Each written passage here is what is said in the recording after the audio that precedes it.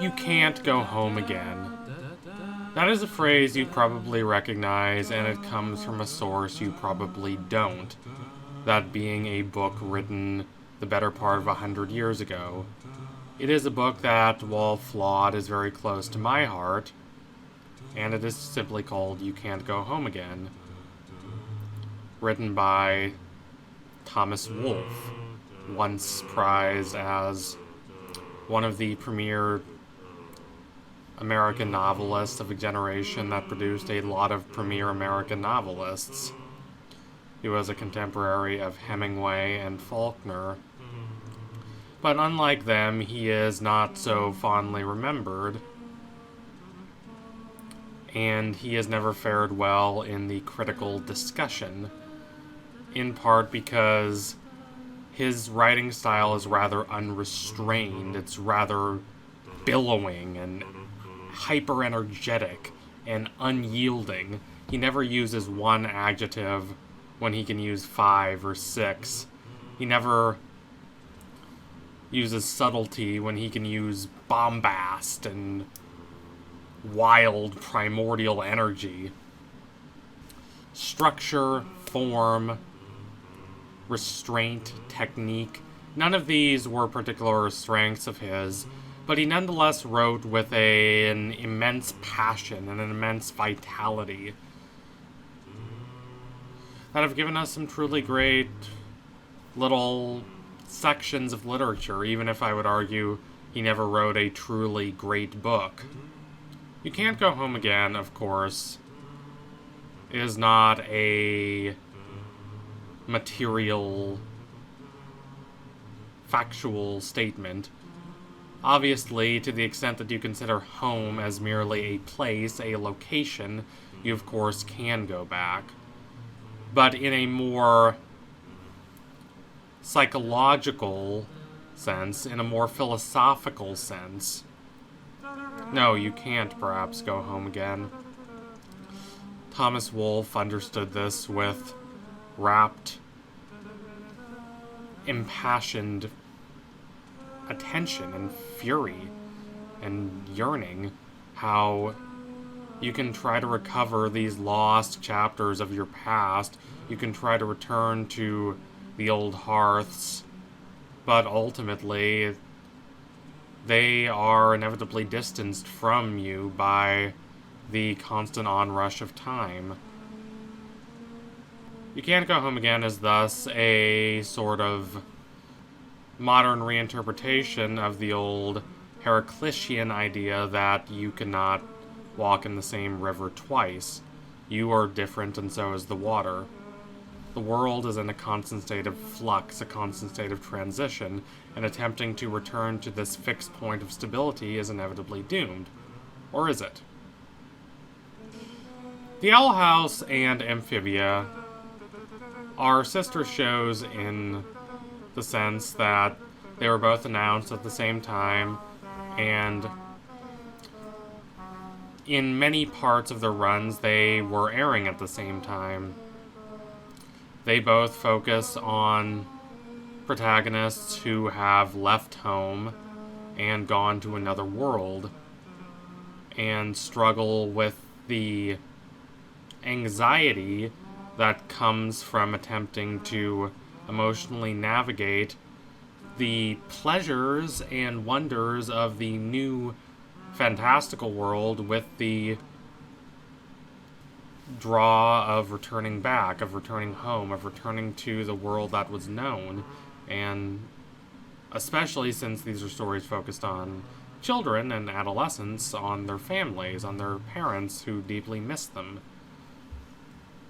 The Owl House and Amphibia are stories about family, they're stories about loss, they're stories about maturation, about trying to discern how one can attain a sort of stability, a sort of permanence, a sort of internal warmth and tenderness and cohesion in a world that is so fragmentary and so tempestuous.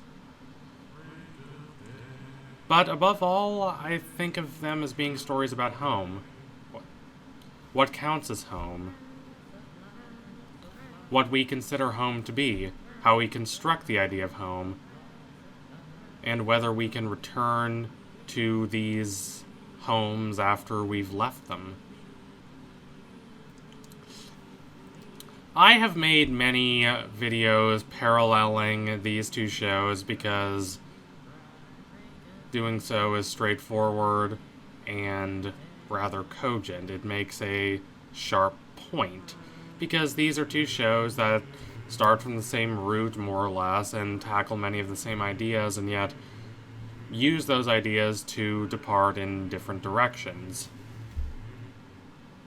In the past, when Amphibia was still airing, I made a video concerning whether Luz in The Owl House and Marcy in Amphibia should return home. Now that over a year has passed and Amphibia has ended, and The Owl House has offered more definitive ideas about whether Luz should return home, I believe it is thoughtful and productive to return to these shows and examine them through this idea of home, of being able to return home, of looking back at a moment of cohesion, a moment of warmth and idyllic beauty that has gone away.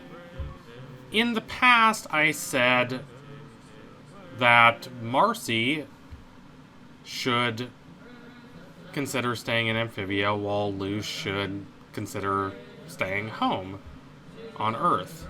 I did not say that Luz should definitively stay on Earth, but I did say that the case for Luz staying on Earth, or at least seriously having to reflect on her motives for not wanting to go back to Earth, all that deserves reflection, all that deserves reconsideration. Luz was motivated by a sort of escapism. It is understandable escapism, especially considering that she lost her father not long before the events of The Owl House. If the videos shown in Thanks to Them are anything to use to judge the timeline of the show on. But nonetheless, Luz does cling to sentimental fantasies. She is rather inconsiderate of the well-being of others. While some of her stranger escapades in school are forgivable or even quite charming, there are others, such as the unleashing of snakes, that do connote a sort of tunnel vision, a sort of narrow myopia, a sort of unwillingness to look at the world outside her own individual perspective. She has these impulses striking her, and she acts on those impulses without considering their consequences. Again, this is understandable, and it does not make her a horrific and completely hateable character. No. But it does mean that she has some growing up to do, and she does manage to do some of that growing up in the Boiling Isles. It teaches her the sort of maturity and the sort of clarity of mind and the sort of willingness to consider the world outside her own imaginative fantasies that Camilla, to a certain extent, knows that she does need to learn. When Luz arrives on the Boiling Isles, she does enjoy it in this rather superficial way. She loves not being on Earth. She loves being free from all the judgments of the students at the school, and she loves being in this place that is so full of magic, and she enjoys the Boiling Isles in a way that is rather small-minded at first, and only when she matures and grows up in the Boiling Isles does she develop a more selfless sense of what's right for the world outside, merely what gives her superficial pleasure, beyond these impulses that make her say, "Ooh, it's so wonderful that magic is here." Marcy, conversely, is motivated to a certain extent by escapism as well, but it comes from a different place, at least based on the implications the show provides, perhaps, in retrospect, unintentionally about Marcy. She never once expresses a desire to return home during the time she is in Amphibia, and she never really expresses a desire to see her parents again. Months and months pass, I must emphasize, from the time Marcy lands in Amphibia to the time her deceit is revealed in true colors, and never in all of that time, in all the time we spend with her, do we see a yearning to return home. If anything, what we see is a desire to explore more worlds, to investigate more new horizons and gain more intellectual nourishment. She's not, unlike Luz, capricious and narrow in Amphibia. Quite the opposite. She works hard at making the lives of others better. She seemingly does more to make Newtopia a successful, well-run city than anyone else.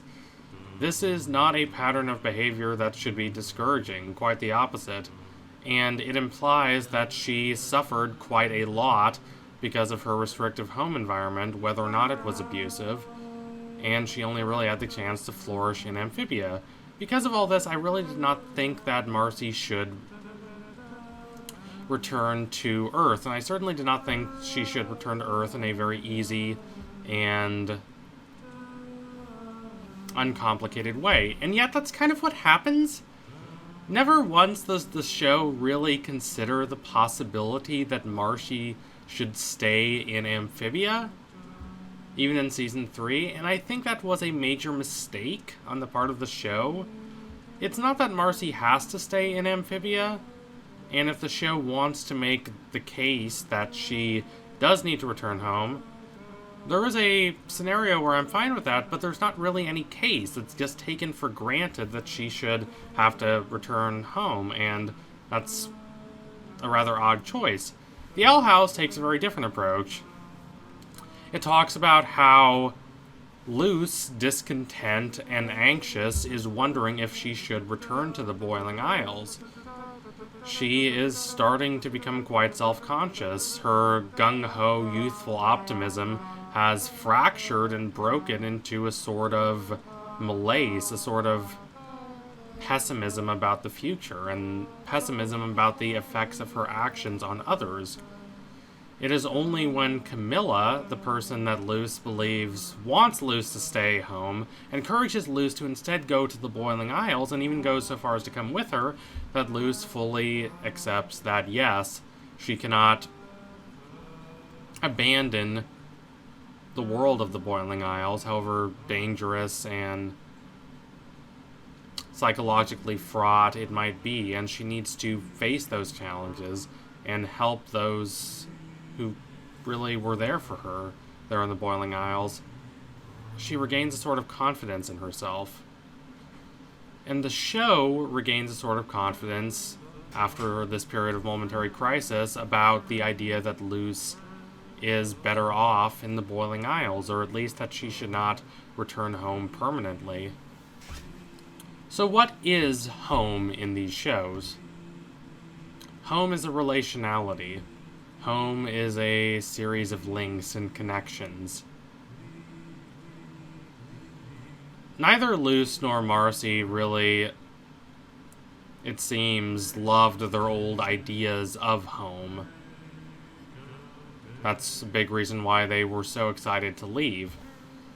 But Luce recognizes the importance of home, not as a singular place, but as an idea of harmony, as an idea of mutuality, as an idea of being in a place where everyone is comfortable together and everyone is willing to help each other out and be honest with each other.